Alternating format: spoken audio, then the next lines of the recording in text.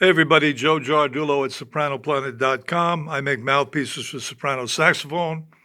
Check out the website, lots of great information. Might find something out, you might solve a problem. Have any questions, drop me a line. I'm happy to answer any questions. Okay, big subject, trying to make a very complicated subject reasonably simple in a short video. Here we are. This is about tip openings. This is about what they are and what they're not. Okay, especially on soprano saxophone because that's what I deal with. Okay, let's jump right in. Tip opening sizes. You have a mouthpiece you play. Let's say you like it, and it says from that manufacturer it's a 6 tip. Okay, it's a 6 tip according to them. I can tell you it's probably not a 6. I can tell you it's probably not even close to a 6 most of the time. Okay? Reasonably close to a 6. It's not reasonably close. Okay, you have this 6 tip, and if you haven't had it measured, or you haven't measured it yourself, you don't know what it is. But you think you know what it is because they've told you that. All right, so now you play it, but you think that, boy, I'd like to have a little more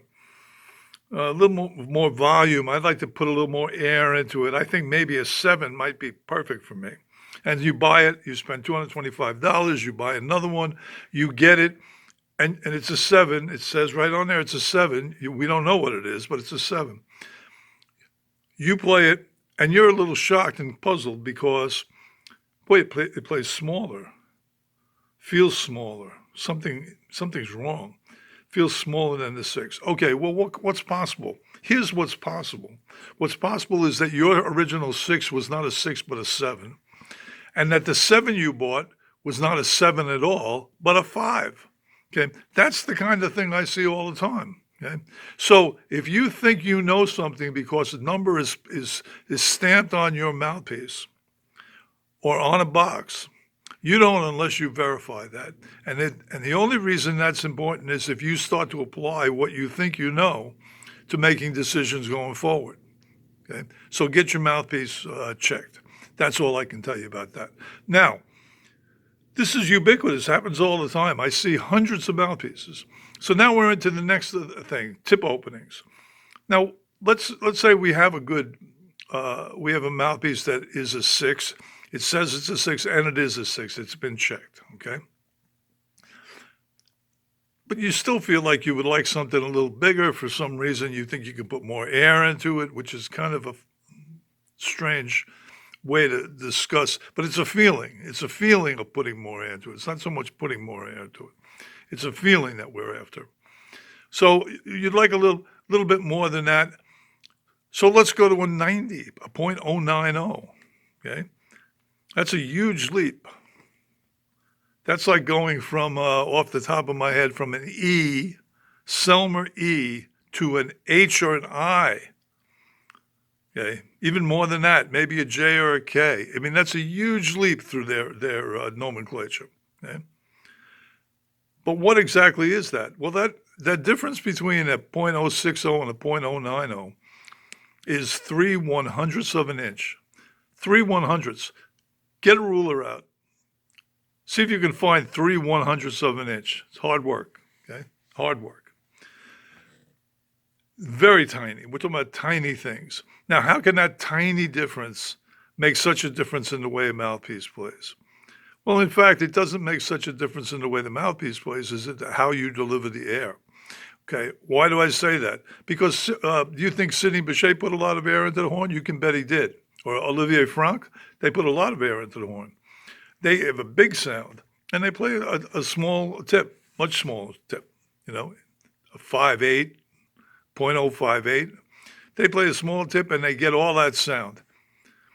So it's about how you deliver the air. It's a feeling more than it's the physical nature of how much air you can put in.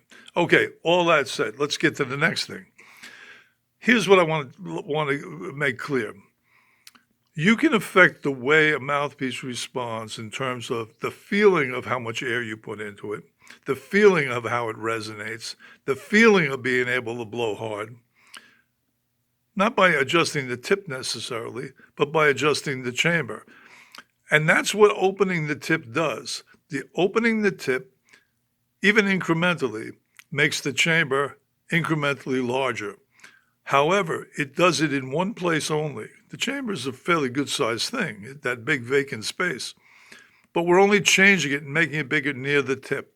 Now, here's the thing. When you do any work near the tip, you're greatly affecting the way the piece performs. You're greatly affecting the tone, the sound quality. Okay, those are the things that happen right at the tip.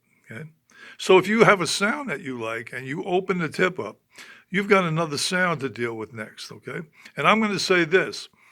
That what you can do, and the most important thing that you can understand about tip openings is not so much what the tip number says, but what is happening right behind the tip. It's the most active place for influencing the sound you get and the way it plays, right behind the tip. All right, some people call it the baffle area, okay? But it's part of the chamber. And I can tell you that it's behind the tip that we want to focus on. The last thing I set when I do a piece is the tip opening. I'm working inside the chamber and I'm working up in the baffle area. That's where I'm working. And when I'm finished doing that, then I put the final tip on, and then I'm heading for a certain range in terms of the tip, because I know what reed is probably going to be used on this, and so therefore I can match these things. But it's the last thing I do is the tip. So very often I say to clients, let me set the tip. Don't tell me to make it an 060. If it's an 060, great. If it's an 062, if it's an 063, doesn't matter. It will play. It'll play the way you want. And I can tell you that 99.9% of the time, that's the way it goes. Now, every once in a while, there's somebody who really has a way of delivering air that demands and doesn't want to change the way they do that, and demands that they have to have a bigger tip. Yeah, that's so fine. Bigger tips are not a problem. Like I say, I play them. I make them for people. I make them for people all the time. But it's the baffle. It's the material right behind the tip that's more important, okay? How do we know this? Well, hey, listen, you know guys who play tenor. They play mouthpieces that have a .130, 140, even up to 150 tip. How can they play something that big? Well, they can play it that big because invariably those mouthpieces have huge baffles, high baffles that run in that chamber, which makes the chamber smaller and which makes them play smaller. So the tip really is an offset to the baffle. It's not that the tip opening happens because there's so much material in the baffle. And it's not good or bad, just the way that it's a design. But the tip number means nothing. It's the baffle that means everything.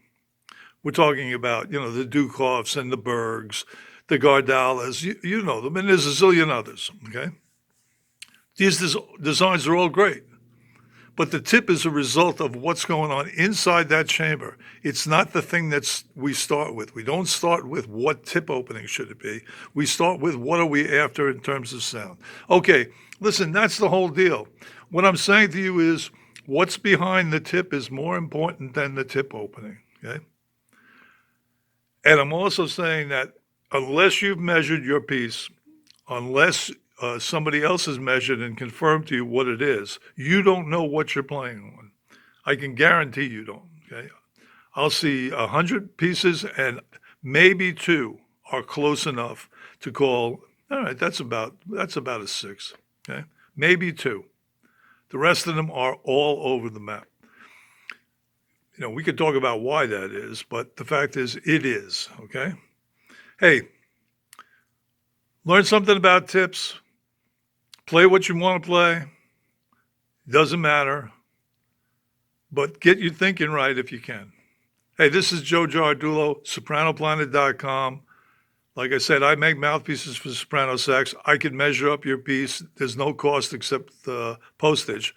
So, check out the website. It's all on there. and give me a holler. All right, be well, stay safe, keep playing.